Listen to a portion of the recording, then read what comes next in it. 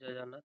ଆଜି ଆମେ ଭିଡ଼ିଓରେ ଡିସ୍କସନ୍ କରିବା ଆଗକୁ ଯେଉଁ ପିଓ ଭ୍ୟାକେନ୍ସି ବାହାରିବାର ଅଛି ତ କେତେ ପୋଷ୍ଟ ବାହାରିବ, ଏଇଟା ଡିଷ୍ଟ୍ରିକ୍ଟ କାର୍ଡ଼ରେ ବାହାରିବ ନା ଷ୍ଟେଟ୍ କାର୍ଡ଼ରେ ବାହାରିବ, କେବେ ତାର ନୋଟିଫିକେସନ୍ ଆମକୁ ଦେଖିବାକୁ ମିଳିବ, ସେଇ ବିଷୟରେ ଆଜି ଡିସ୍କସନ୍ କରିବା। ତ ପଞ୍ଚାୟତ ଡିପାର୍ଟମେଣ୍ଟ ତରଫରୁ ଯେଉଁ ଓଏସ୍ ଅଛନ୍ତି, ସ୍ପେଶିଆଲ ସେକ୍ରେଟାରୀ ଯେଉଁ ଅଛନ୍ତି ସୂର୍ଯ୍ୟ ନାରାୟଣ ଦାସ, ତ ସେ ଗୋଟେ ରିକ୍ୱେଜିସନ୍ ପଠାଇଛନ୍ତି ଓଡ଼ିଶା ଷ୍ଟାଫ୍ ସିଲେକ୍ସନ୍ କମିଶନକୁ ପିଓ ଭ୍ୟାକେନ୍ସି ଫିଲ୍ କରିବା ପାଇଁ ଅର୍ଜେଣ୍ଟ ବେସିସ୍ରେ। ତ ଦେଖିପାରିବେ ଆପ୍ରୁଭ୍ ଫିଲିଂ ଟୋଟାଲି 1501 ପୋଷ୍ଟ ପାଇଁ ଆପ୍ରୁଭାଲ୍ ଆସିଯାଇଛି। ତ ଆପଣଙ୍କୁ କିଛି ବ୍ୟସ୍ତ ହେବାନି, ଯେତେବେଳେ ବି ବାହାରିବ ଆଗକୁ ବାହାରିଯିବ, ଏଇ 5 to 6 ମନ୍ଥ ଭିତରେ ଲାଗୁଛି ବାହାରିଯିବ। 1501 ପୋଷ୍ଟ ବାହାରିବ।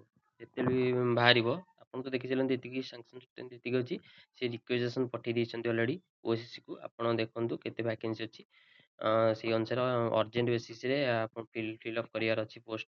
ତ 1501 ପୋଷ୍ଟ ଫିଲ୍ଅପ୍ ହେବ।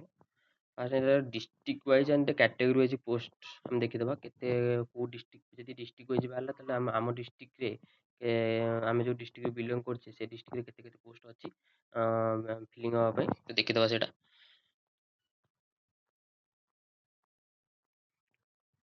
ଦେଖନ୍ତୁ ଏଇଟା ଆସିଗଲା ଅନୁଗୁଳ ଆସିଲା। ଅନୁଗୁଳରେ 200 ସାଙ୍ଗସନ୍ ଷ୍ଟେଣ୍ଟ ହେଲା 225। ୟୁଆର୍ରେ ଆପଣ ଦେଖିପାରିବେ ୟୁଆର୍ରେ କେତେ ଅଛି, SC ST SCBC ଟୋଟାଲ୍ ଦେଖିପାରୁଥିବେ। କାଟେଗୋରୀ ୱାଇଜ୍ ଆପଣ ଯେଉଁ କାଟେଗୋରୀ ବିଲଙ୍ଗ କରୁଛନ୍ତି ଦେଖିଦେବେ ଟୋଟାଲି କେତେ କେତେ ଭ୍ୟାକେନ୍ସି ଅଛି। ଦେନ୍ ଆସିଲା ବାଲେଶ୍ୱର ହେଲା 356 ଭ୍ୟାକେନ୍ସି ଅଛି।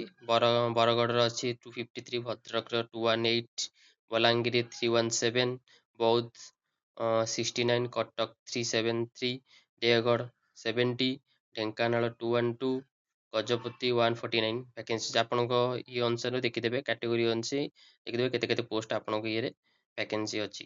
ଓକେ, ତ ଦେନ୍ ଦେଖିବା ଆମେ, ଏଇଟା ହେଲା ଗଞ୍ଜାମରେ 503 ଅଛି, ସବୁଠୁ ଅଧିକା ମତେ ଲାଗୁଛି ଗଞ୍ଜାମରେ ଅଛି। ଜଗତସିଂହପୁର 198 ଅଛି। ତାପରେ ଯାଜପୁର ଅଛି 311, ଝାରସୁଗୁଡ଼ାରେ ଅଛି 78, କଳାହାଣ୍ଡି 310, କନ୍ଧମାଳ ଅଛି 171, କେନ୍ଦ୍ରାପଡ଼ା 249 ଅଛି, କେଉଁଝର ଅଛି 297, ଖୋର୍ଦ୍ଧାରେ ଅଛି କେତେ 190, କୋରାପୁଟରେ ଅଛି 240। ତ ଦେଖିଦେବେ ଆପଣଙ୍କ କାଟେଗୋରୀ ହୋଇଛି କେତେ କେତେ ଭ୍ୟାକେନ୍ସି ଅଛି, ଆପଣଙ୍କୁ ଏଇ ଲିଷ୍ଟରେ ଦେଖିଦେବେ। ଓକେ, ତ ଦେନ୍ ଦେଖିବା ମାଲକାନଗିରି ଅଛି 111, ତାପରେ ମୟୂରଭଞ୍ଜ ଅଛି 404, ନବରଙ୍ଗପୁର ଅଛି 189, ତାପରେ ନୟାଗଡ଼ ଅଛି 194, ନୂଆପଡ଼ାରେ ଅଛି 131, ପୁରୀରେ ଅଛି 268, ରାୟଗଡ଼ା 182, ଆଣ୍ଡ ସମ୍ବଲପୁରରେ ଅଛି 138, ସୁବର୍ଣ୍ଣପୁର ଅଛି 109, ସୁନ୍ଦରଗଡ଼ ଅଛି 279। ଟୋଟାଲି ଏତିକି ପୋଷ୍ଟ ଆସିବାର ଅଛି। ଆପଣଙ୍କ ଡିଷ୍ଟ୍ରିକ୍ଟ ଅନୁସାରେ ଦେଖିଦେବେ କେଉଁ କାଟେଗୋରୀରେ କେତେ କେତେ ପୋଷ୍ଟ ଅଛି। ଦେଖନ୍ତୁ